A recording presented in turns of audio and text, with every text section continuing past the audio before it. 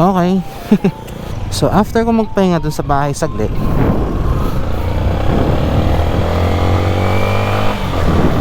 punta tayo ng saan pa?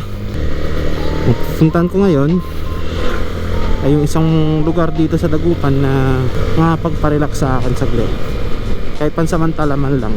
Hindi niya alam kung saan yan, no? Pero pakita ko sa inyo.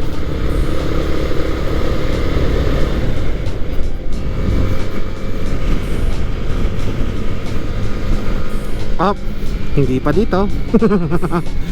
So tayo ay may pupuntahan na lugar tulad ng sabi ko kanina. Surprise na lang yun, kaya abang-abang muna tayo. Nakakamiss din tong ganda dito ng Dagupan.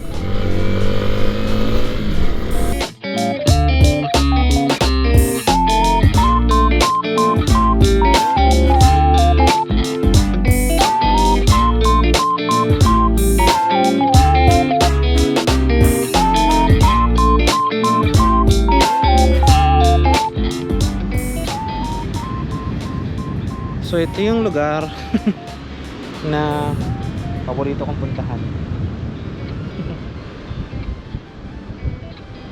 Okay na din naman yung yung hininga kong sakit.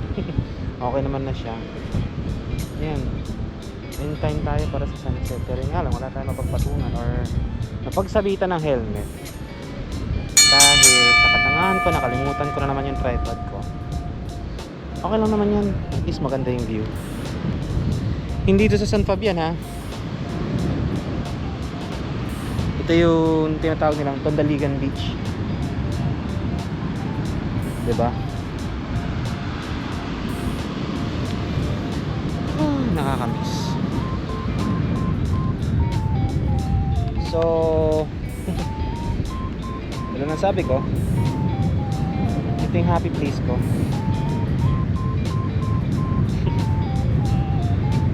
Ay nako, wala naman ako ibang pinuntahan na lugar na, well, dito lang naman yung lugar na kung saan kung kailan ako, paano bang tawag mo dito, na wala naman ako masabi, pero ito yung isang lugar na binabalik-balikan ko kasi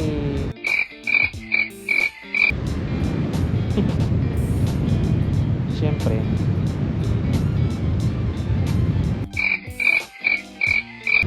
wala lang, nakaka-relax yung lugar na to. Kahit paulit-ulit ako bumalik dito, di ako mananawa. Lahat naman tayo may favorite place na puntahan eh. Nasa inyo na kung saan yun. Basta ako, ito yung favorite place ko talaga, Tondaligan Beach.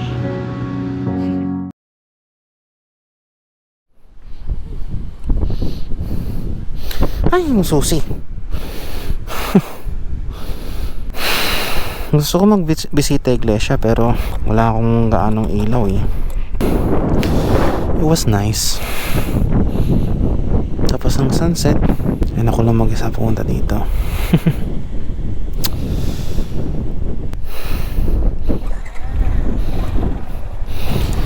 So uwi na.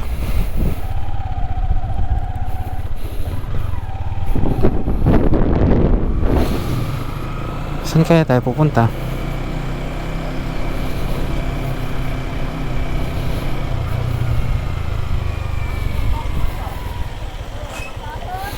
Ate, salamat! Diretso siya dun. Ito yung part ng beach na kung saan is maraming tao. Yung pinuntahan natin konti lang nakakaalam nun. Yung tipong mga taong gusto na lang, nabatawag mo dito, tamang chill. Ayan, dun yung lugar na yon na pwedeng puntahan. Pero ako Tagal ko na yung na ano eh, since pandemic pa. Gusto mo magbisita iglesia? Uy, hi! Hi! Hello! Cute ng bata nyo.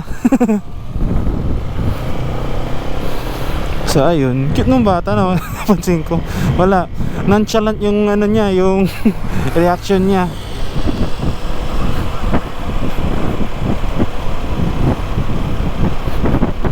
Pero wala lang, nadaanan ko lang naman sila. Tinititigan ako eh, hindi mag-say hi. Ano ba? Cute ng bata. Ay, wala na yung structure dito. Pinapatayan nilang bagong ano. Uy, may mga kainan dito. Ano, game tayo dito? Pwede. Next time? Wag na. Next time na lang.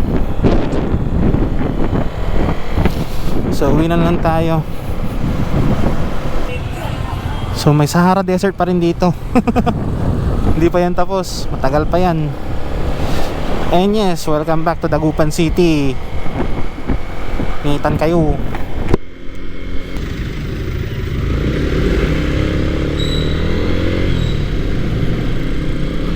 Hanap tayo ng cellphone case.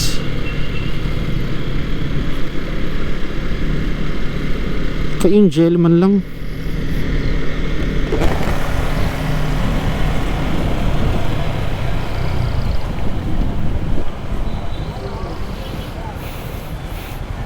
A few moments later. Napatempered ko na yung bagong phone. And at the same time, nakaano na rin siya, jelly case. Okay na. Tatawaran ko ng 250 pareho. Buti nga dito 250 eh. Dun sa Quiapo magkano kaya? 400 abutin sigurado. Oh, ito na yung mga batang ano, nagpipinitin siya. Kuya.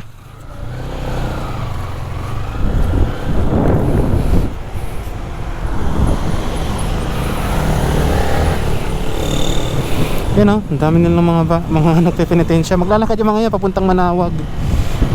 For sure mga galing yan ng Lingayen, bayan ng Lingayen, ganyan. Saan ba yun?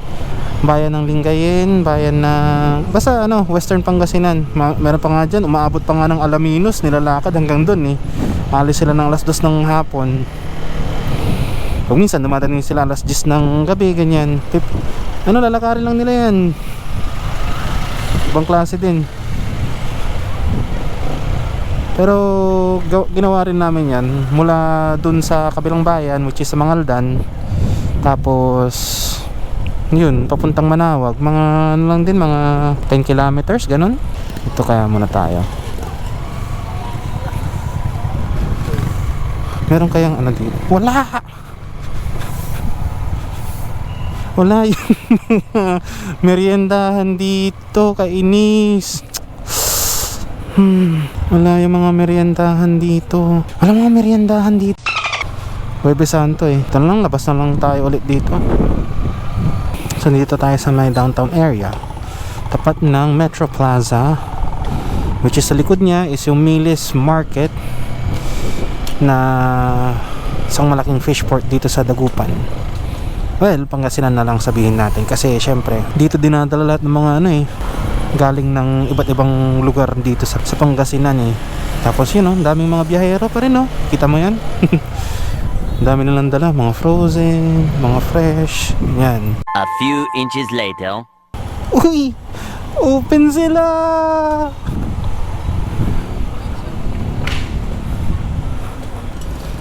Ate!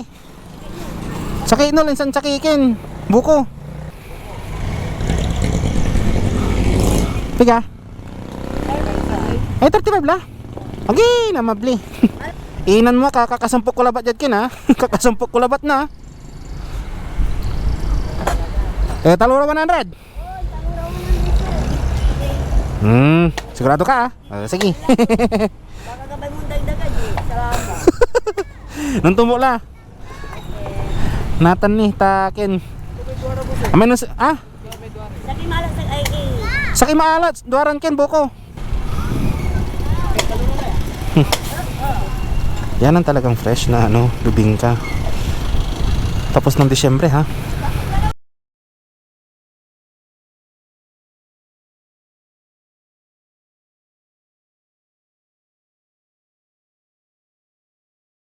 Duaran ken, duaran maala insan sa kibo ko.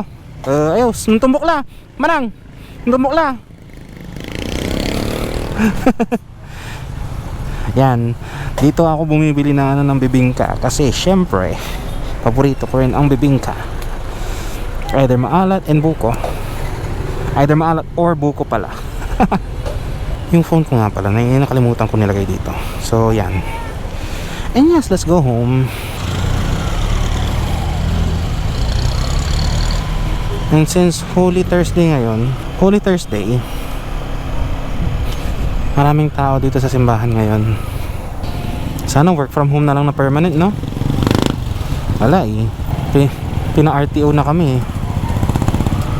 Kaya ganun. So may ulam nga sa bahay, meron pa to. Ay naku, dagupan, binubusok mo ako.